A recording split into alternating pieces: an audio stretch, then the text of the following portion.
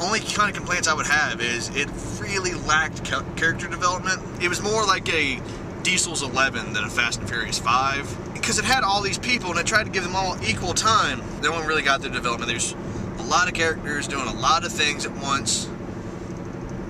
Didn't really see enough of any of the real extras. Yeah, the Paul Walker and Vin Diesel and The Rock and Jordana Brewster, they all got their mama's son because they're the main characters. But the other people like Han and the two crazy Mexican guys, I wanted to see more of them.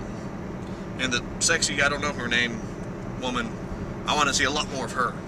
But it's for another movie that we can't review. The one thing I was disappointed in the movie was they built up this big fight scene between The Rock and Vin Diesel. And they build it up, you know, kind of stare downs and all kinds of stuff, chases through the villa or whatever, and them kind of giving each other the look like. And then it finally comes and it's like a 30-second fight, and then it just kind of ends just.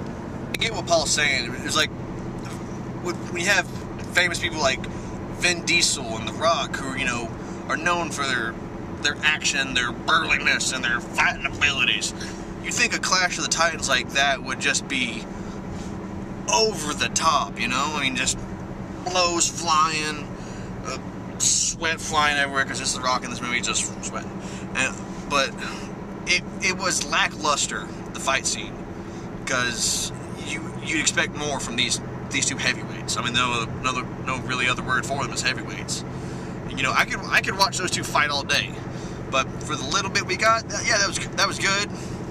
I love the fact that you nailed it, Isaac, that we had Diesel's 11 with this. It was, like we said before, it's Fast and the Furious All-Stars. It's all the big names from all the previous movies. And that's what we went in for. We wanted to see all these guys finally getting together and doing something great. And though the character development suffered, we still got that. So overall, I'm pleased with this movie.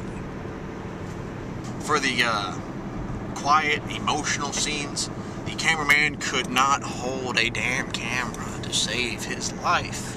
I mean, when you're about in the verge of tears. In the first Fast and the Furious, one of the things that I noticed was even in the quiet scenes, as you put it, the camera was still moving, but it was moving fluidly.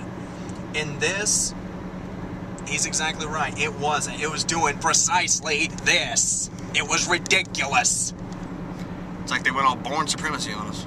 One thing I did find interesting in this, and it's just a little thing, is the way they did the subtitles when, like, they're speaking Portuguese and Spanish. They would move, and like the characters would move and take it away or come off of them, and it was actually pretty neat. I enjoyed that. It was just a little thing, you know, in this movie that if you pay attention, yeah, you can catch on to. Like, they put the subtitles here, and then his hand would go, he walked through it. Yeah, that was pretty cool. You're making work for me. I am. I had mixed feelings about Fast 5 going in. After all, this is the 5th in the series, and as we all know, after the second one, usually goes downhill from there. Thankfully, this wasn't the case. I was pleasantly surprised with this one. Tokyo Drift has supposedly not happened yet, being that Han is still alive, yet this takes place after Fast and Furious, not to be confused with The Fast and the Furious, which was the first one. Tokyo Drift was filmed in 2006, and Han has obviously aged since then, but you know what? I'm going to just go with this before I have another sucker punch freakout. Continuity issues aside, the film is very well done. I hadn't been this into a Fast and the Furious film since the second one. We get the major players from all the previous films, minus Lucas Black from Tokyo Drift, of course, and they even threw in Dwayne "The Rock" Johnson. Yeah, I know, he just goes by Dwayne Johnson now, but he's always going to be The Rock.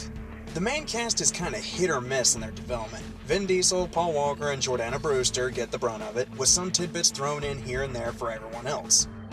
We're also treated to the return of Matt Schultz as the character Vince from the very first film. A welcome surprise.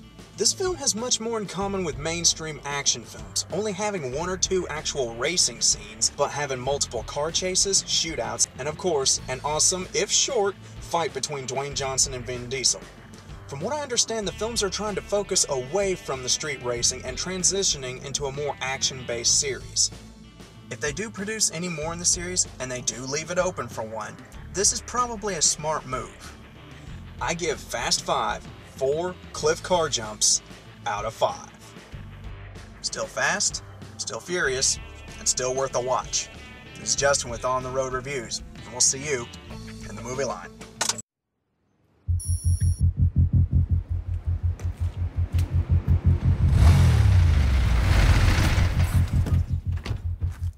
So I see you've all met.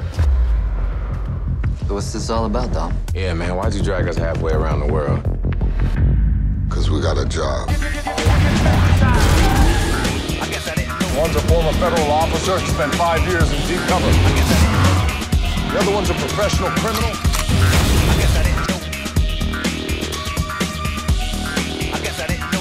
Going down, Toretto. Big mistake.